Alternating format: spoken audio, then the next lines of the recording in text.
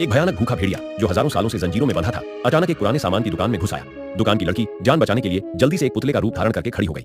भेड़िया धीरे धीरे पुतले के पास आया और गुस्से में गुर्राते हुए उसे सूंघने लगा ताकि यह पता लगा सके कि वह कोई इंसान तो नहीं। लेकिन लड़की ने अपनी सांसें थाम ली और मूर्ति की तरह खड़ी रही।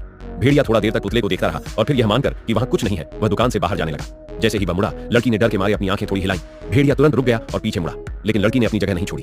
कुछ देर उसे घूरने के बाद भेड़िया वहां से धीरे धीरे निकल गया। लड़की अभी भी कांप रही थी, उसके पूरे शरीर में डर समा चुका था, लेकिन उसे किसी तरह भेड़िए की तस्वीर खींचनी थी। उसने कांपते हाथों से कैमरा उठाया और जैसे ही क्लिक किया, कैमरे की आवाज सुनते ही भेड़िया चौकन्ना हो गया।